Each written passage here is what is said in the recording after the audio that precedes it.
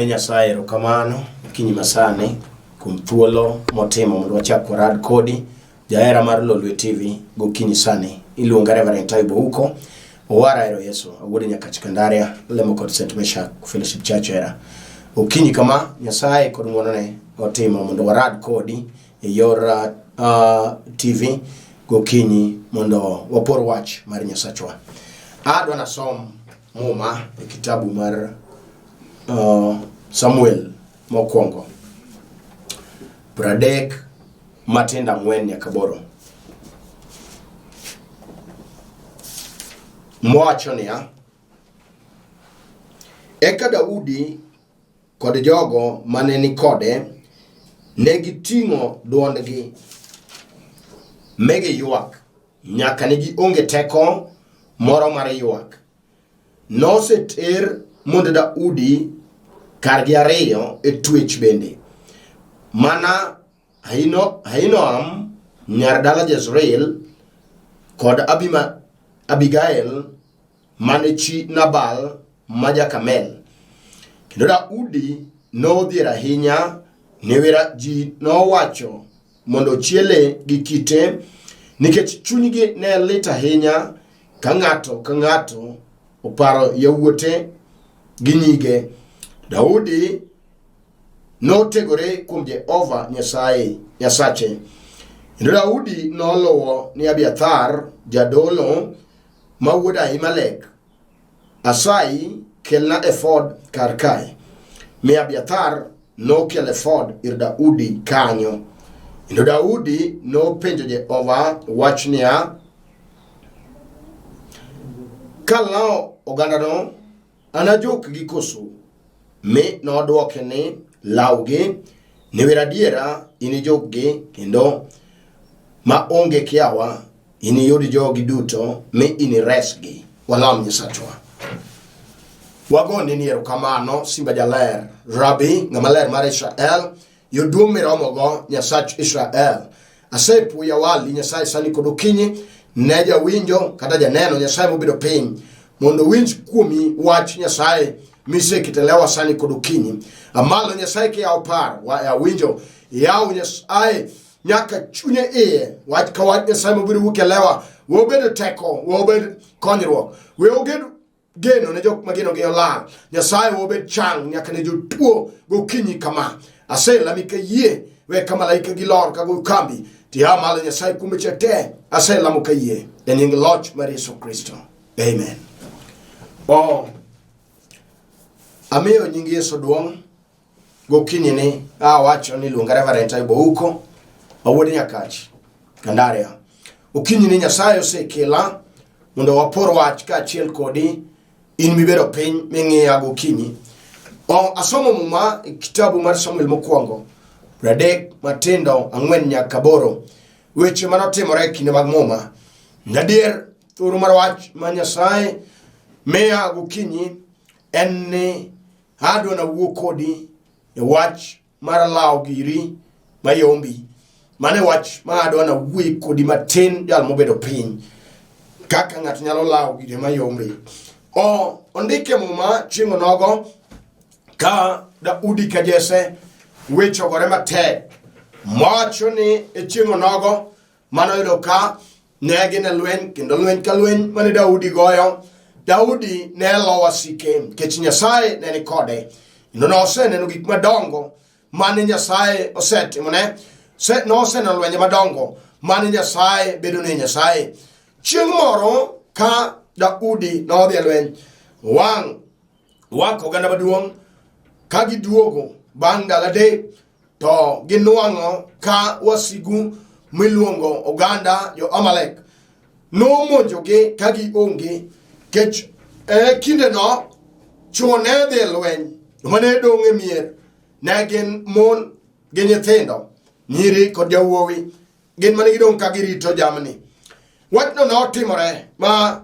noyudo ka Daudi duogo goganda lweny to yudo ka oganda Amalek nomonjo pinygi. Ne gidonjo Ziklag magi wang'o magi kao mon kijende kod nyiri norwake twech macho ni onge mano negi mak mana ni no makgi kendo no dhi kodgi kamano. Sama Daudi noduogo goganda ne mar lweny to yudo ko wang' Ziklag indonge gima nodong' gik moko te nokaw. Wach no nomiyo Daudi noywak kendo mumawacho ni Daudi goganda ne noywak me ne teko norumo negi made gichak giywago kendo. Olo nodonjo negi inone gibedo gi buok mang'eny. Wach no nomiyo Daudi ochoko chir ndo kano osebedo piny nena dier ni gige odhi oyudo ka monde okaw rwake twech kendo dhigo. Mano wach manomiyo Daudi luoro kaja ode maduong' oyudo kodhi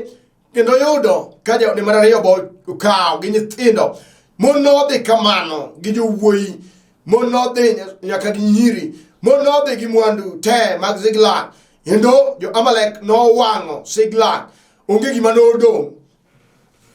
Muwacho ni sama Daudi noparo weche mirima nobedo ne oganda ne mane konyo lweny, ma chuo nochokore mowacho ni owinjore mondo chiel Daudi kod kite, kech gima osetimo en mane en ruoth mar jatelo mane rito pinyno. Sama ne wasigu biro momako ji, mokaw mwandu mopeji, mowang'o Ziklag, nomiyo Daudi nodong' kende. Machuo wacho nonego chiele kod kite kech gima osetimore. Kane giparo nyigi, ne giparo yawuotgi mosekaw, ne giparo mondgi kaka okaw motere twech. To wang' Daudi, jal machunye ler pile, jal machunye chal gi chuny Nyasaye, nobedo piny mopenjo Nyasaye wach ne ruoth Nyasaye ma Nyasacha, bed alawo wasikwa manyo monjowa to bed ajukgi. Wach nomiyo Nyasaye noa malo ne Daudi, wang' onyiso Daudi ni winjo en adier inyalo lawogi kendo ni jukgi inires jogi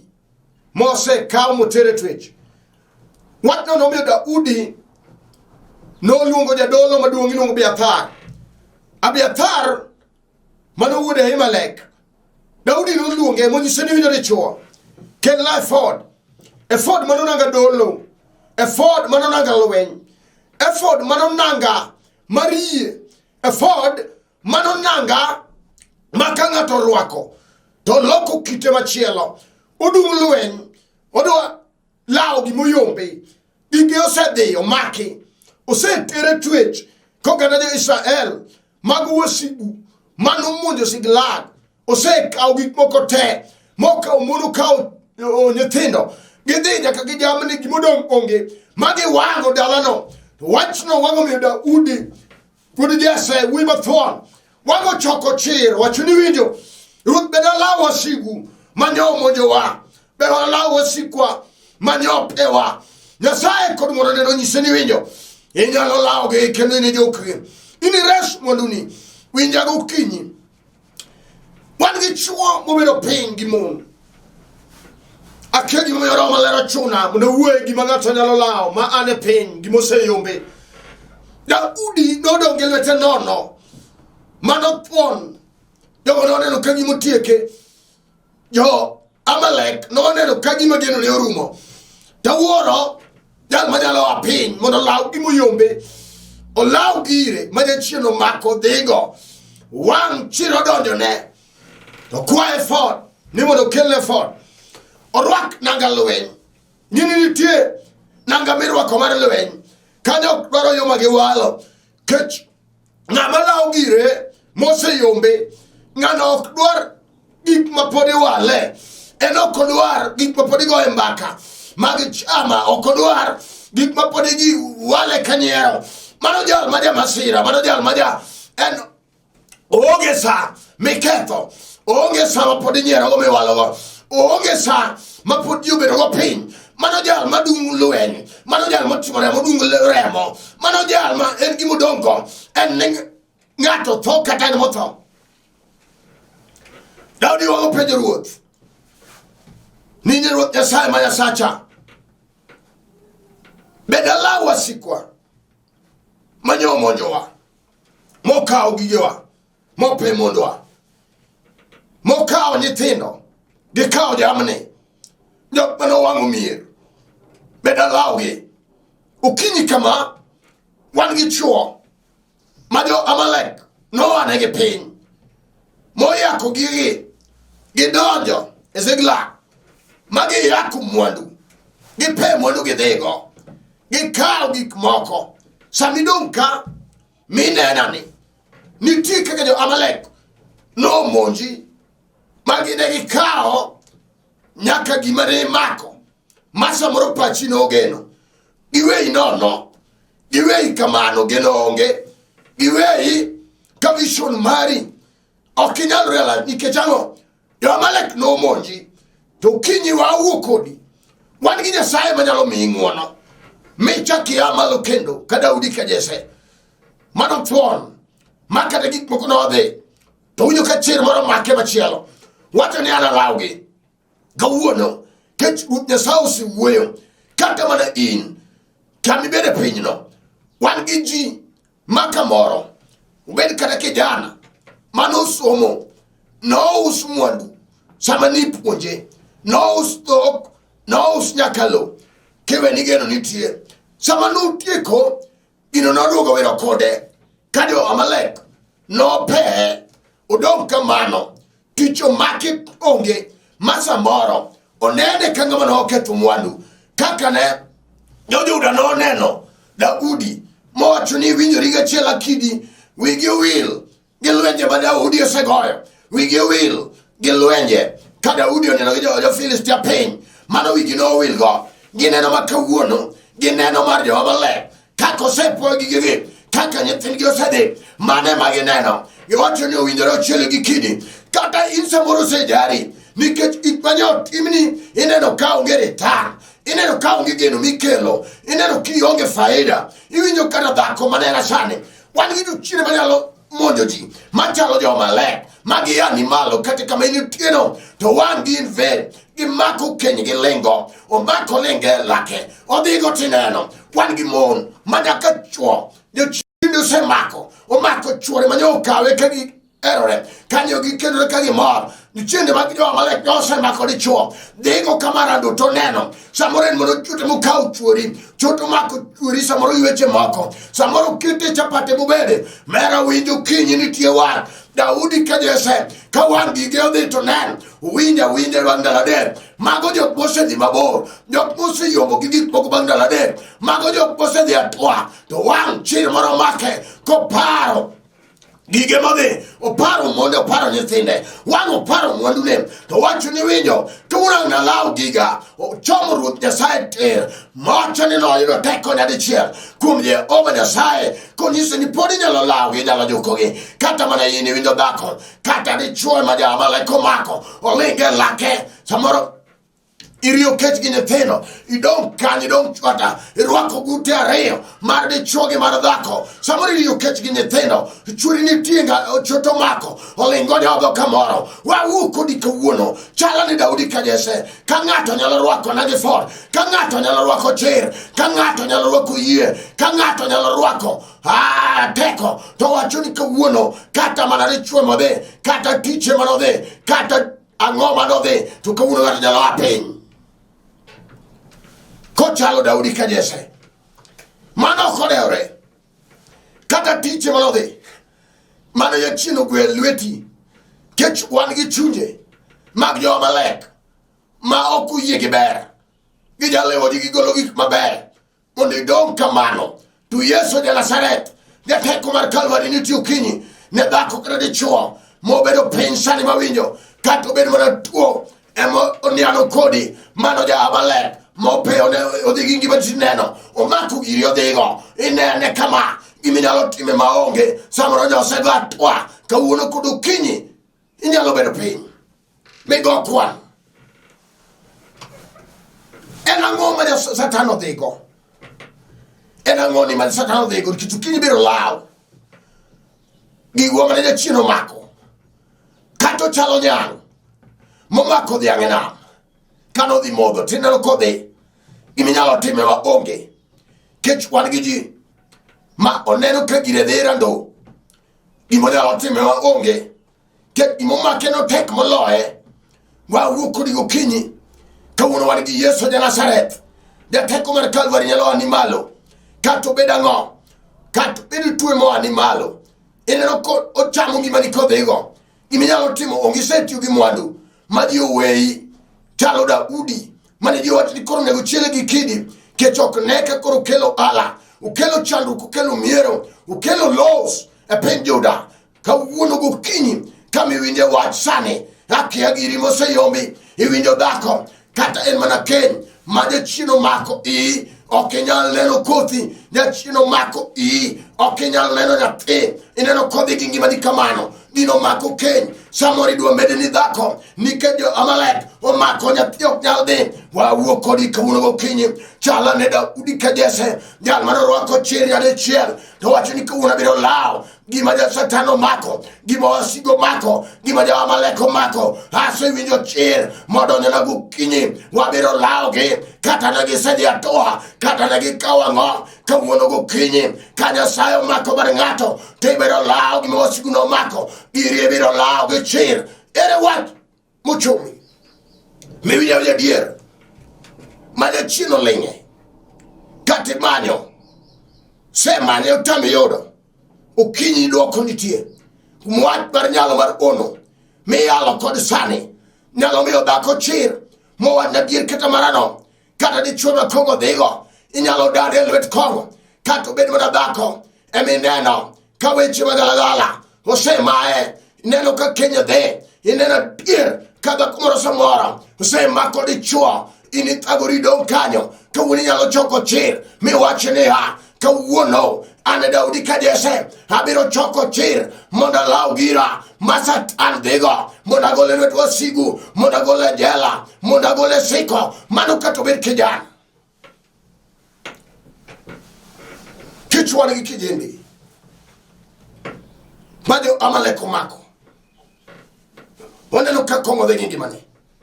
samoro bed nyasore kata bed mana chuny chode mar odho mar guogi mar athongo degi ngimani tineno kawuono inyalo a piny mondo ilaw ngimani kawuono inyalo nyono piny miwachne pier kawuono abiro law ngimana mano ok e dwaro mar Nyasacho kuomi ondiki e kitabu mar Jeremia 29:11 ni an Jehova Nyasaye an gi mipango maber kodi an kodi gi chenro maber ok gima timino dechine manyalo kelo gima rach mami ng'ato ywagi mami ng'ato dage chandruok gi luoro mami ng'ato dage jara mami ng'ato wet nyako teku mare to sama ng'ato doke pache monena tier nene tie gima jama Amalek omako chala ne Daudi ka Jesse jal mano apiny okodeore nene gitima ng'o okodeore kata nyingi molal indo ng'e gi nying maduong' sama wuoyo ni nyingi olal Satan oketo nyingi buru ine ngero migoyo ine billboard ma Satan lado gorem ine billboard ma Satan oketo lado godong' kawuono gokinyi nyalo apiny kada Daudi ka Jesse thuon jal mano wacho ni kata ne gisedhi kawuono awinjo chir ma Yesu ja Nazareth nyalo miyi sani ma iya malo kata ine kitanda mar udekre winja maber Yesu ja Nazareth nogur mondo kel ngima kareme nochwer ndike niya Boka 39 mano chwado Yesu no changu tuo ka tuo kata bari no nyal tame kawuono nyalo wa malo mondi law ngimani kendo mondi law ngimani ma jo Amalek omako okodeore wachno kata kijana matin tineno ka jachien maki ochomo kodi siol kawuono nyalo wa piny be wachne ya analaw gi kendo iwinja onge gima tek e nyim Nyasaye onge gima tek e nyim ono onge gima tek e nyim nyalo malo kinyo mako chir malo kimako yie nyona yie mondo walam kodi ruoth ere gima neno matek ondiki Daudi no wako jolweny 600 gichako lawo jo Amalek wang' moko go kor 200 kakalo aora besoro tamo aora besoro be ongo gingore tamo ji 200 kalo kech ngato lao gire sama ngato lao gire moyombe nitie gik manyalo gengo ni mang'eny joma wuoyo kodi be nyisi ne de choro kenyal mano koth lal mano koth kethruok winja dhako we winjo gima ji wacho ni joma discourage Daudi no kong'io ji 200 mane kalo aora besoro tamo ne pod en go gada chuo ma 400 mano nyalo piny wacho ni nyaka wachopi ma wakaw gigewa kama ginitie chuogo nojoro gi Daudi ma nyaka ne gidonjo ma giyudo kama mondo ginitie giyudo koganda Amalek koro kere pap giwene berber giselo lweny kare gikia ng'ama nyalo biro chien ma law gire matek jal ma law gire no korin ka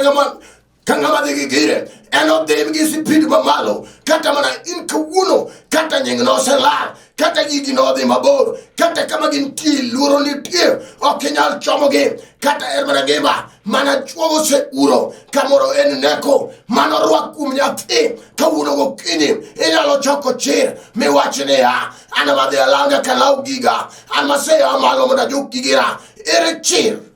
moseyudi ere chir miserwako ere chir uno lam kodi ruoth mano kodewre ni gigo no odhi karang'o kata sume mano tamore ka juoke no rondi kawuni nyalo amalo miyaw gima no osebayi miyaw gima no odhi mabor miyaw gima ni e lwet wasigu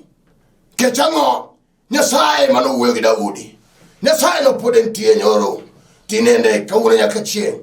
ine modwa ni rwaki yie kata gino osejari dhako ni in dhako ma migomba ok inyal nyuol samoro dichuo no ringo moweyi samoro juang'i kanyo uketi kanyo in ohala mikelo onge kawuono wan gi Yesu ja-Nazareth nai mar jochiende ma inyalo law go mbese sani en kende ma jochieno luore sani Yesu nyalo timo ni ng'wono mipoka mbese mano seyombi mosenyuolo nyithindo dabar nyalo yudo ka gikwamo kanyo kapod gimuonyo pils giriti gi nyithindo 2 moko nigi nyithindo 3 to Yesu nyalo timo ni ng'wono makinyi kal gi kendo nikech Nyasaye nowuoyo gi Daudi ni nyalo ilawgi minyalo yudogi ni jukgi inires gigi kata sani ng'amo yie mawinjo ka chiro oseidhe mawinjo ka loch oseidhe mawinjo ka teko oseidhe kawuono nyalo rwako yie kamibeteno kata ng'oma timore kata ng'o kata ji osewuoyo loch gi teko nitie okinyi sani ka ng'ato rwako yie mondo olam kodi Nyasaye mar unu Nyasaye ma jaduog gik maonge Nyasaye ma jagol wich kut ka jara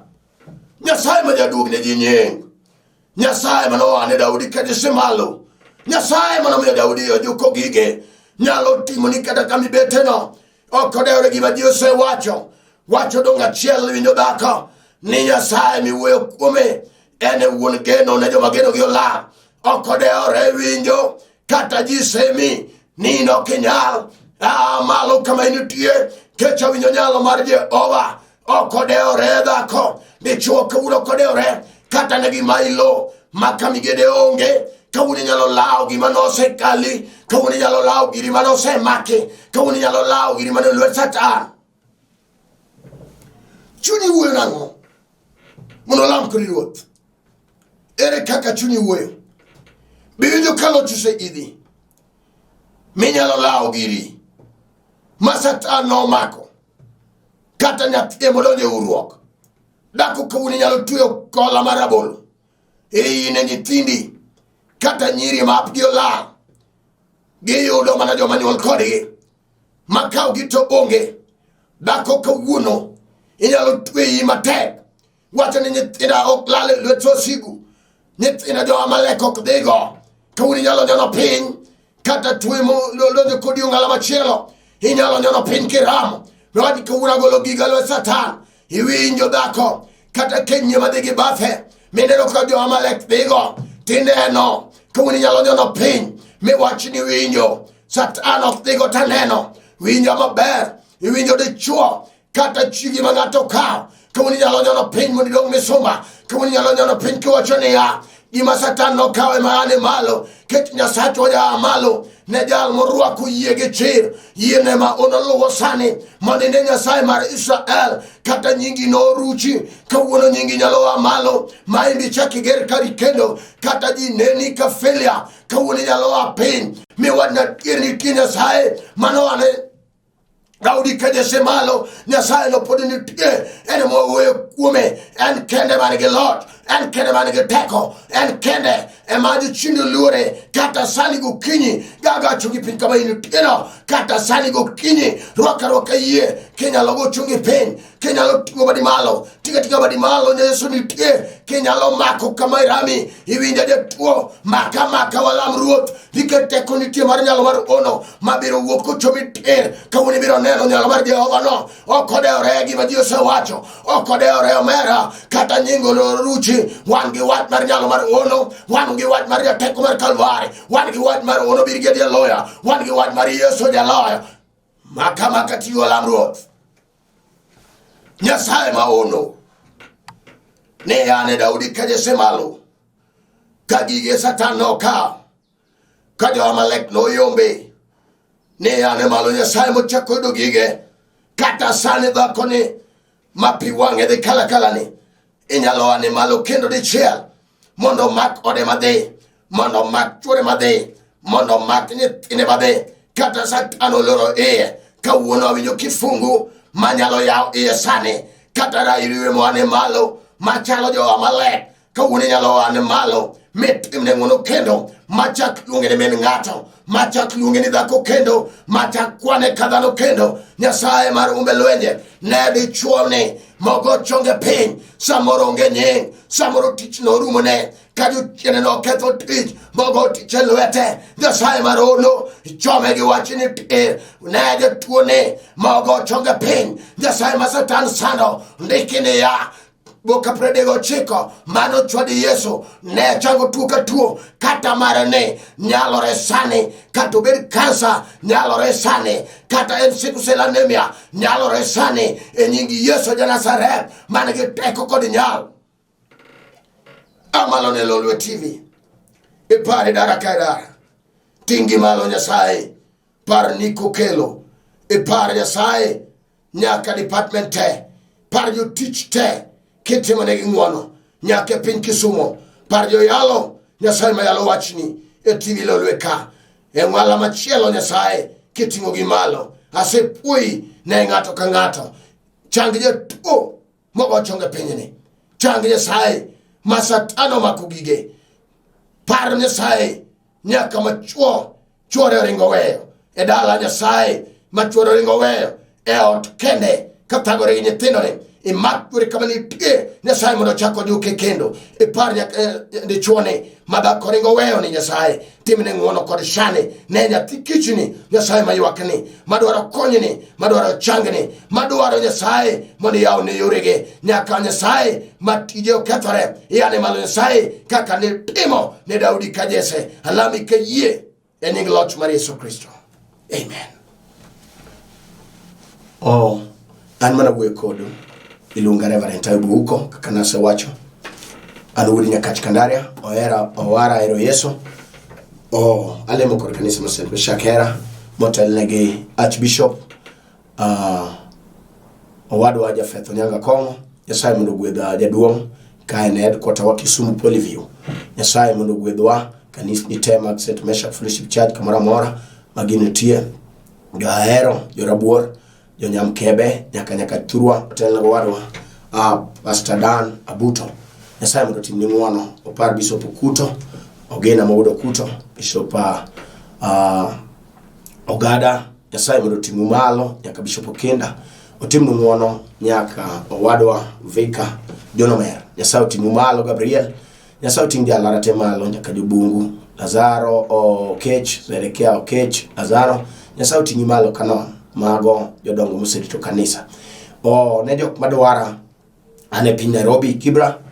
kidwa biro kama antie ikaw gari railways kedo gari railways kanyo na baboro lori kamoro ni Karanja kanyo wan but Rail Education Center kibiro go nemni gama dwa minsane wan ge dara mopogore wan ge deliverance team matimo deliverance kanyo wan gi mine be mapuonjo dak monyalo piny gi jodongo matimo counseling yor romaler nyaka youth department mobede foundation mar waru. Nyasaye mondo timni ng'wono kigo nemni gan Nairobi ka wan gi branches mopogore Kariobangi North, South, motelo wadwa Ezekia Abuya, Pastor Nyasaye mondo gwedhi osiepna piny Mombasa wan gi branches mang'eny motelo go wadwa Sam Gachra gi Oyomo kod Jacob. Nyasaye mondo ting malo Nyasaye mondo timne ng'ato ka ng'ato ng'wono opar Ajwang Zakiel piny Kasgunga. Nyasaye mondo ting malo dichuo mano japur mundiek. Nyasaye ting malo. Nyasaye mondo par Nyamera ka ene piny Kibera iluongo Akumu. Nyasaye mondo ting ng'wono Sylvia Akumu mago mine mochungi injili kabisa piny Kibera Karanja. Nyasaye ting malo ahinya Nyayo Yoma umi ng'wono. Jok madwara namba 90727 385424 namba 90727 385424 namba 907 34 434 156 go namba nano kain mabor ono walam kodi ruoth ji osetimo ne mang'eny kum ono ma Nyasaye timo kokalo kum lewa. Nyasaye mondo timne ng'wono walamo ne piny Kenya te mondo Nyasaye otimo malo. Nyasaye chwa mondo otimni ng'wono koting'i malo jotuo changi. Wachak warad chieng' wuok tich mabiro saa 12 nyaka 12:30. Shalom.